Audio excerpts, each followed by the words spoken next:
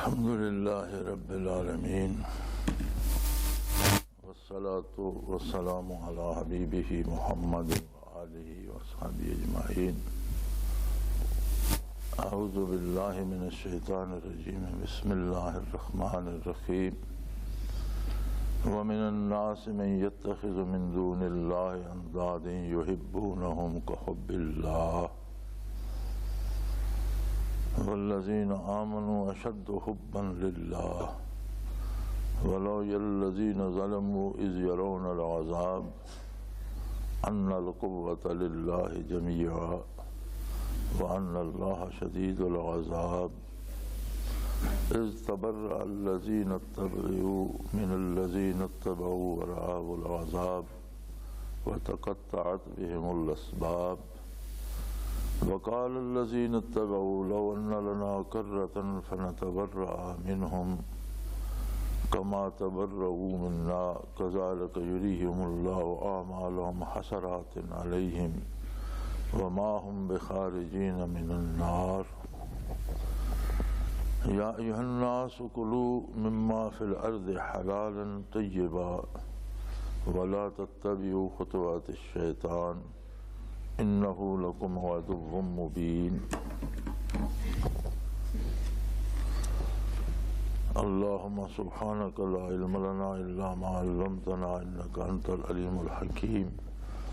مولایا صلی وسلم دائما ابدا علی حبیبک من زانت بہ القلوب. ومن الناس من يتخذ من دون اللہ اندادا یحبونہم کحب اللہ.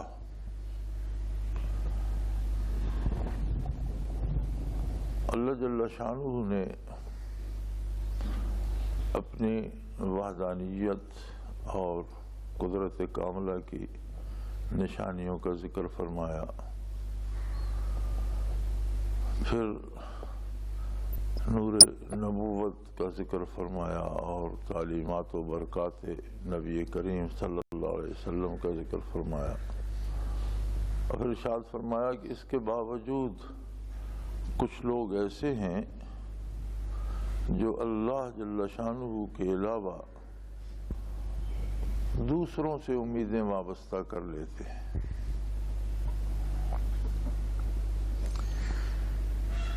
ایک بڑی عجیب بات ہے کہ دنیا میں آخر مجبور ہو کر سب لوگوں کو ایک آخری قوت ماننا پڑتی ہے. یہ الگ بات ہے کہ انہیں اللہ کی معرفت نصیب نہ ہو، لیکن عقل انسانی مجبور ہو جاتا ہے کہ ایک قوت ایسی مانی جائے جو سب سے آخر، سب سے اوپر ہو اور جس سے اوپر کوئی نہ ہو. ورنہ تو تسلسل لازم آتا ہے اور وہ ختم ہونے میں نہیں آتا کہ اس سے اوپر کوئی ہے تو پھر اس سے اوپر کوئی ہے، پھر اس سے اوپر کوئی ہے، تو وہ تو چلا جائے گا. بالآخر ایک قوت ایسی تسلیم کرنا پڑتی ہے جس سے اوپر کوئی نہ ہو. تو یہ تو عقل کی مجبوری ہے. لیکن اللہ جل شانہ کی پہچان اور اس کی معرفت محض عقل کا کارنامہ نہیں ہے، یہ کیفیات قلبی سے متعلق ہے. جب تک دل میں نور توحید نہ آئے تب تک عقل محض ایک طاقت کو مانتی ہے جو سب سے اوپر ہے. وہ کون ہے، وہ کیسا ہے، اس کی ذات کیسی ہے، اس کی صفات کیسی ہیں، اس سے محروم رہتی ہے. پھر لوگ یا تو تصور کر لیتے ہیں کچھ اندیکھی طاقتوں کو، انہیں پوجنے لگتے ہیں، یا پھر کچھ محسوس طاقتوں سے اپنے جیسے انسانوں سے یا بتوں سے امیدیں وابستہ کر لیتے ہیں کہ یہ میری حفاظت بھی کرے گا، یہ میری ضرورتیں بھی پوری کرے گا. تو اسی کو شرک کہا جاتا ہے۔ اللہ کی ذات میں کسی کو شریک کیا جائے شرک ہے، اس کی صفات میں کسی کو شریک مانا جائے تو شرک ہوتا ہے۔ اسلام کے علاوہ اس وقت دنیا میں کوئی ایسا مکتب فکر نہیں ہے جو اللہ کو جیسا وہ ہے ویسا مانتا ہو۔ ہمارے ہاں جو اہل کتاب ہیں، جن کے پاس پہلی کتابیں جن پہ نازل ہوئیں، ان میں نصارہ ہیں، یہودی ہیں، لیکن انہوں نے بھی اپنی کتابوں کے خلاف عقیدے گھڑ لیے ہیں۔ عیسائیوں نے عیسیٰ علیہ السلام کو اللہ کا بیٹا مانا، اور یہودیوں نے عزیر علیہ السلام کو وقالت الیہود عزیر ابن اللہ کا بیٹا مان لیا۔ اسی طرح مختلف قسم کے گمراہیوں میں مبتلا ہو گئے، اور پھر جس سے امید وابستہ کرتے ہیں اس سے اس طرح کی محبت کرنے لگتے ہیں جو صرف اللہ کا حق ہے۔ یحبون کا حب اللہ، ان سے پھر اس طرح کی محبت اور اس طرح کی کا تعلق بنا لیتے ہیں، یا اس طرح کی امیدیں وابستہ کر لیتے ہیں جو صرف اللہ کریم کا حق ہے، اور جسے نور ایمان نصیب ہوتا ہے۔ والذین آمنوا اشد حبا للہ، وہ سب سے زیادہ محبوب اللہ کریم کی ذات کو رکھتا ہے۔ اس سے یہ مراد نہیں ہے کہ مومن دنیا میں کسی اور چیز سے محبت ہی نہیں کرتا۔ محبت ایک فطری عمل ہے۔ انسان ہر چیز میں جس طرح محتاج ہے، اسی طرح اس کی محبت بھی اس کی احتیاج کا ایک رخ ہے۔ جہاں سے وہ سمجھتا ہے کہ میری کچھ مدد ہوگی، میری کچھ ضرورت پوری ہوگی، اس جگہ کو، اس چیز کو، اس سبب کو محبوب رکھتا ہے۔ انسان کو اپنی ذات سے محبت ہوتی ہے، ہر طرح سے اسے بچانے کی کوشش کرتا ہے۔ اپنے مال سے محبت ہوتی ہے، اس کی حفاظت کرتا ہے۔ بیوی بچوں سے محبت ہوتی ہے، ماں باپ سے محبت ہوتی ہے، بہن بھائیوں سے محبت ہوتی ہے۔ تو یہ ساری محبتیں انسان کے مزاج میں داخل ہیں، اور وہ کرتا ہے، اور اس کی ضرورت ہے، اس کی مجبوری ہے۔ لیکن نور ایمان کی خاصیت یہ ہے کہ جب ایمان نصیب ہوتا ہے تو سب پر غالب اور سب سے شدید محبت جو ہوتی ہے وہ اللہ کی محبت ہوتی ہے۔ تقاضا ایمان یہ ہے کہ کوئی بھی کام بڑا محبوب ہو لیکن اللہ کریم اس سے روک دے تو اللہ کی محبت غالب آ جائے، اور اللہ کی نافرمانی نہ کی جا سکے، اور دوسری محبتیں ہیچ ہو جائیں۔ والدین کی محبت فطری بھی ہے اور ضروری بھی ہے، لیکن اگر والدین بھی اللہ کی راہ میں رکاوٹ بنے، فلا تطعہما، یہ بات ان کی نہ مانو کہ وہ اللہ کے کام سے روکیں یا اللہ کے دین سے روکیں یا ایمان لانے سے روکیں، تو یہ بات ان کی نہیں مانی جائے گی، اگرچہ ان کا احترام پھر بھی رہے گا کہ والدین ہیں۔ وَلَا تَقُلْ لَهُمَا أُفٍّ وَلَا تَنْهَرْهُمَا وَقُلْ لَهُمَا قَوْلًا كَرِيمًا، انہیں کبھی سخت زبانی سے ان سے بات نہ کرو اور ان سے نفرت نہ کرو، اور ہمیشہ پیار سے بات کرو، لیکن اللہ کی نافرمانی کا حکم دیں فَلَا تُطِعْهُمَا، تو ان کی بات مت مانو۔ ان کی محبت اپنی جگہ، لیکن سب محبتوں پر جو محبت غالب ہوگی وہ اللہ کی ہوگی۔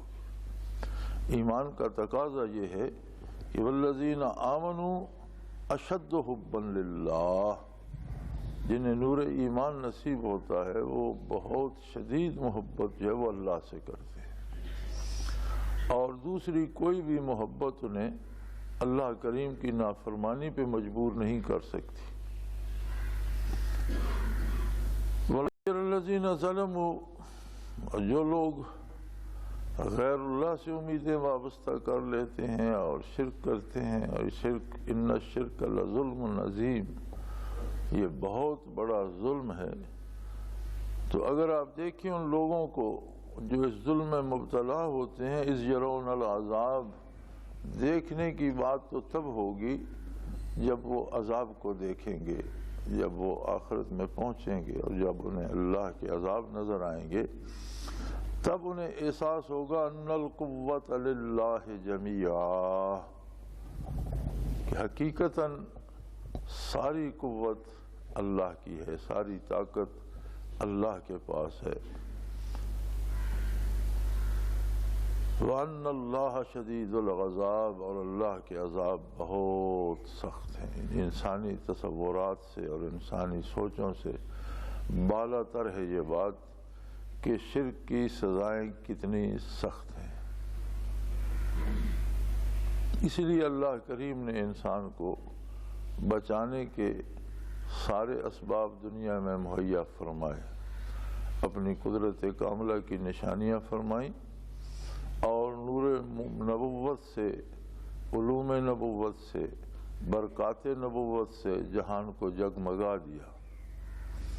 اب اس کے بعد بھی کوئی آنکھیں بند کر کے روشنی سے دامن چرا کر تاریکیوں کا سفر کرتا ہے، شرک میں مبتلا ہوتا ہے اور اللہ کی نافرمانی میں مبتلا ہوتا ہے، تو یہ پھر اس کا اپنا اختیار کردہ راستہ ہے، اور جب پیدا وہ فرماتا ہے، ساری نعمتیں وہ عطا فرماتا ہے، بالآخر حساب بھی اسی کو لینا ہے، تو اسی کی نافرمانی کی جائے دوسروں کو خوش کرنے کے لیے، تو فرمایا اس کی سزائیں بھی بڑی سخت ہیں۔ اور اے مخاطب، کاش تو اس وقت دیکھے ظلم کرنے والوں کو یا کفر و شرک میں مبتلا ہونے والوں کو یا غیر اللہ سے امیدیں وابستہ کرنے والوں کو، اگر تو اس وقت دیکھے جب وہ عذاب ان کے سامنے ہوں گے، جہنم سامنے ہوگا اور اس کے دردناک عذاب سامنے ہوں گے، تب انہیں یقین آ جائے گا کہ ساری قدرت تو اللہ کی تھی، ساری طاقتیں اس کے پاس ہیں، اور یقیناً اس کے عذاب بہت ہی سخت اور بہت ہی شدید ہیں۔ اس وقت پھر وہ یہ کوشش کریں گے کہ جو لوگ پیروی کرتے تھے، جو لوگ پیروکار بنے ہوئے تھے، ان کے جو انہیں کفر و شرک کے راستوں پہ چلاتے تھے، وہ کہیں گے جی ہم ان سے بالکل بیزار ہیں، ہم ان کی بات آئندہ نہیں مانیں گے، انہوں نے ہمیں تباہی کے دہانے پہ لا کھڑا کیا۔ اِذْ تَبَرَّأَ الَّذِينَ اتُّبِعُوا مِنَ الَّذِينَ اتَّبَعُوا، جب پیروکار اپنے پیش رووں سے بیزاری کا اعلان کریں گے اور یہ کہیں گے لَوْ أَنَّ لَنَا كَرَّةً، کاش ہمیں ایک دفعہ پھر دنیا میں جانا نصیب ہو جائے، لَوْ أَنَّ لَنَا كَرَّةً، ایک دفعہ ہمیں واپسی کی اجازت مل جائے، وہی دار دنیا ہو، وہی شب و روز ہوں، وہی ضرورتیں ہوں ہماری، وہی ہم ہوں، اور پھر ہم ان سب سے بیزار ہو کر صرف اللہ کو پکاریں اور اس سے امید رکھیں اور اس سے محبت کریں۔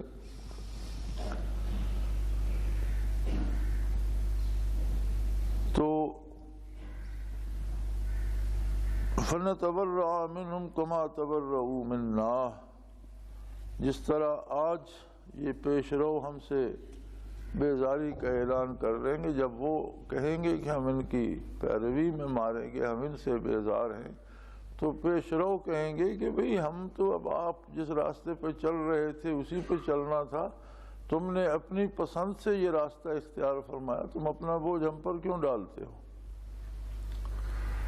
تو دونوں گروہ، پیروکار بھی اور پیش رو بھی، ایک دوسرے سے بیزاری کا اعلان کریں گے۔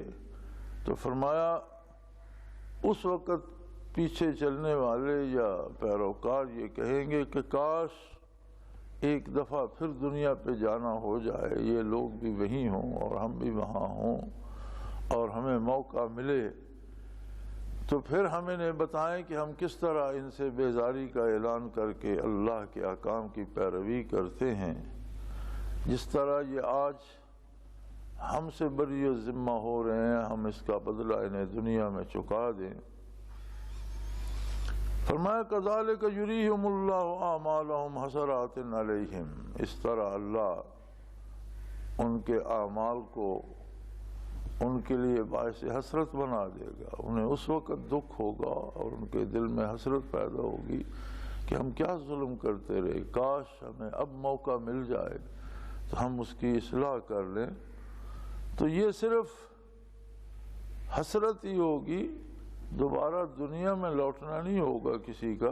وَمَا هُمْ بِخَارِجِينَ مِنَ النَّارِ، ان کی یہ تمنائیں اور آرزوئیں انہیں دوزخ سے نکال نہیں سکیں گی۔ اگر آخرت عیاں ہو، اگر عذاب و ثواب سامنے ہوں، جنت و دوزخ سامنے ہو اور اللہ کے فرشتے نظر آتے ہوں، تو کون ایسا ہے جو اللہ کی نافرمانی کرے گا؟ اصل آزمائش تو ایمان بالغیب کی ہے کہ اللہ کے رسول صلی اللہ علیہ وسلم نے جو حق پہنچایا وہ اللہ کے حبیب پر اعتماد کر کے اسے کوئی قبول کرتا ہے یا نہیں۔ اور اگر اس نے رسول اللہ صلی اللہ علیہ وسلم کی بات قبول نہ کی تو رسول اللہ صلی اللہ علیہ وسلم کی بات تو اللہ کی بات ہے۔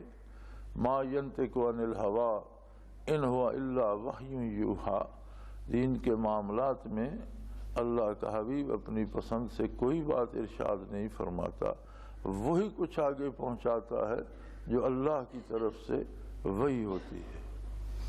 تو گویا حضور اکرم صلی اللہ علیہ وسلم کے ارشادات عالیہ کو ٹھکرانا اللہ کریم کی بات کو ٹھکرانا ہے۔ اب درمیان میں دنیا کا ایک حجاب ہے، ایک پردہ ہے۔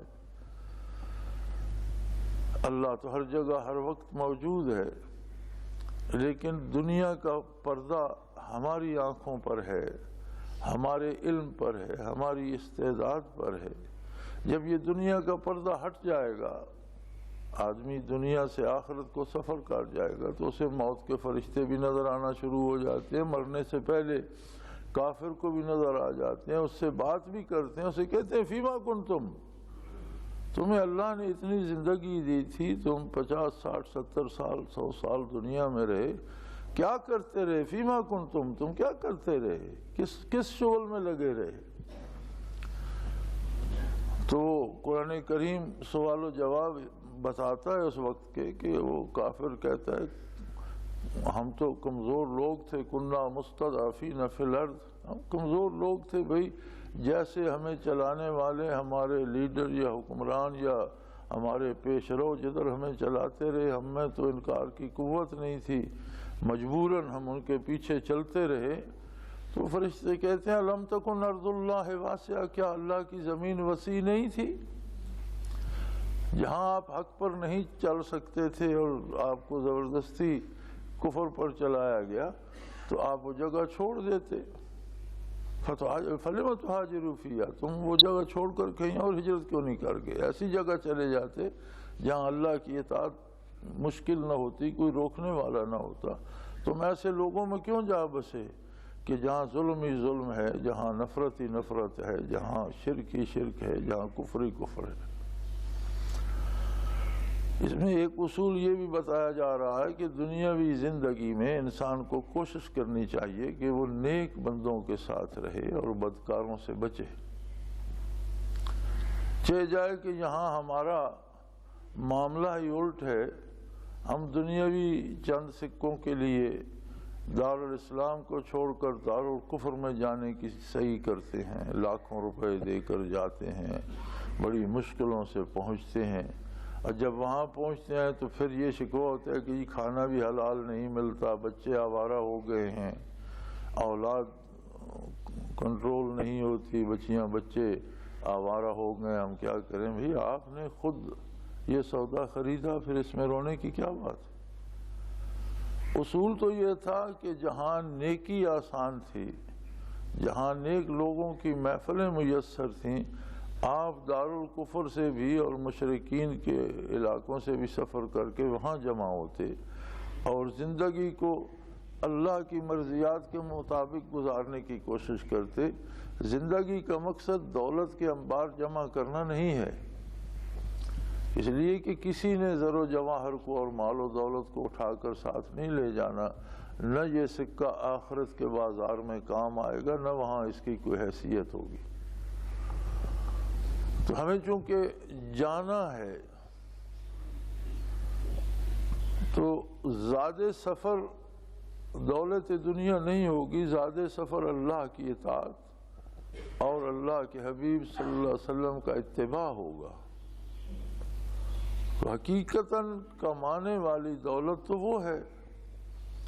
بندہ کوشش کرے کہ جہاں ممکن نہیں ہے دارالکفر سے دارالاسلام میں آئے، وہاں آئے جہاں اسلام پر عمل آسان ہے، وہاں آئے جہاں اسلامی علوم ملتے ہیں، وہاں آئے جہاں اسلام پر عمل کرنے والے لوگ ملتے ہیں، وہاں پہنچے جہاں اللہ کا قرب نصیب ہوتا ہے، اللہ کے نیک بندے بستے ہیں، وہاں جائے تاکہ وہاں سے زاد آخرت کما سکے۔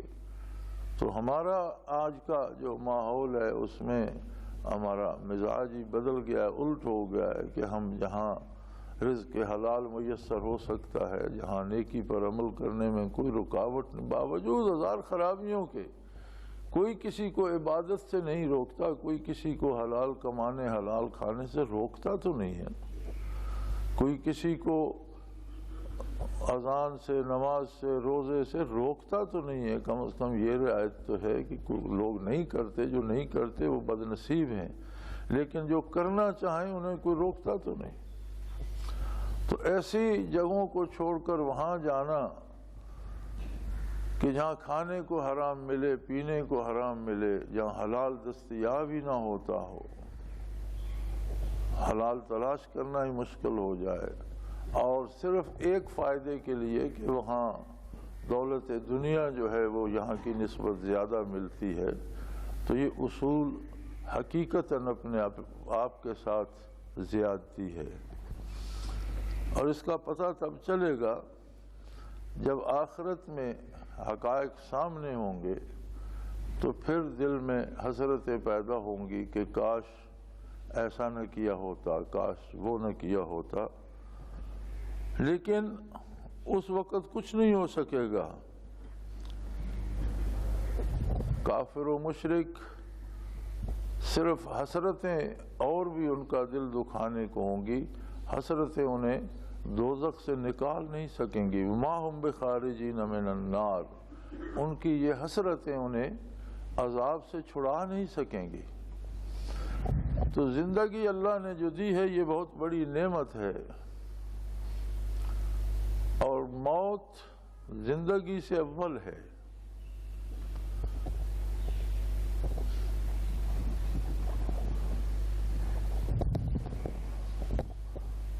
خلق الموت والحیات لیبلوکم ایکم احسن عملا، اس نے موت بھی پیدا فرمائی، حیات بھی پیدا فرمائی، گویا حیات سے پہلے موت کا ذکر ہے۔ اور عجیب بات ہے کہ آپ انسانوں کی آبادی میں جائیں تو راستے میں سب سے پہلے قبرستان آتے ہیں، ہر آبادی کے باہر آبادی میں داخل ہونے سے پہلے عموماً قبرستان ملتے ہیں۔ موت مقدم ہے زندگی سے، اور زندوں سے پہلے مردوں کی بستیاں نظر آتی ہیں۔ اس کے باوجود انسان بھول جاتا ہے اپنے آپ کو، یہ خیال نہیں کرتا کہ کل مجھے بھی یہاں زیر زمین ہونا ہے اور آخرت میں جانا ہے، اور وہ اعمال، وہ دولت، وہ چیزیں جمع کروں جو میرے ساتھ میری قبر میں جائیں، آخرت میں جائیں، اللہ کی بارگاہ میں مجھے سرخرو کریں۔ تو اگرچہ یہ حال کافروں کا ہے، نور ایمان کی برکت یہ ہے کہ کسی مومن کو بطور سزا جہنم میں جانا بھی پڑا تو اس کے لیے ہمیشگی نہیں ہوگی، اللہ معاف فرما دیں گے۔ بہت سے لوگ نیک لوگوں کی، انبیاء، اولیاء، صلحاء کی سفارش سے چھوٹ جائیں گے، بہت سے لوگ معصوم بچوں کی سفارش سے چھوٹ جائیں گے، لیکن جسے جانا بھی پڑا وہ بھی اپنی سزا اللہ معاف کر دے یا پوری کر لے تو اسے بھی جہنم سے رہائی مل جائے گی۔ ایمان کی برکت یہ ہے کہ مومن کبھی ہمیشہ جہنم میں نہیں رہے گا، لیکن جہنم کے کچھ لمحات بھی پھر اسے ابدالآباد یاد رہیں گے۔ تو کفر ایسی مصیبت ہے اور شرک ایسی مصیبت ہے کہ کبھی جہنم سے رہائی نصیب ہی نہ ہوگی، نہ کوئی اس کی شفاعت کر سکے گا، نہ کوئی اس کی سفارش کر سکے گا، نہ کسی کی دعا اس کے حق میں قبول ہوگی، نہ دعا کرنے کی اجازت ہی دی جائے گی، بلکہ قرآن نے منع کر دیا ہے کہ اگر کوئی کفر پر مر جاتا ہے تو اس کے لیے دعا کرنا جائز ہی نہیں ہے۔ تو زندگی کے لمحات کو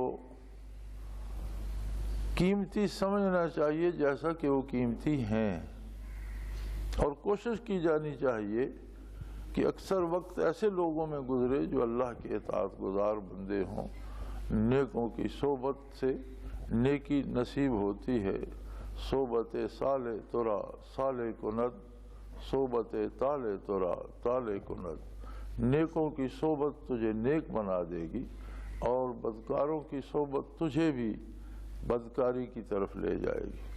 اللہ کریم توفیق عطا فرمائے، اپنے بندوں کا ساتھ نصیب فرمائے، زندگی میں، موت میں اور ما بعد الموت بھی۔ وآخر دعوانا الحمدللہ رب العالمین۔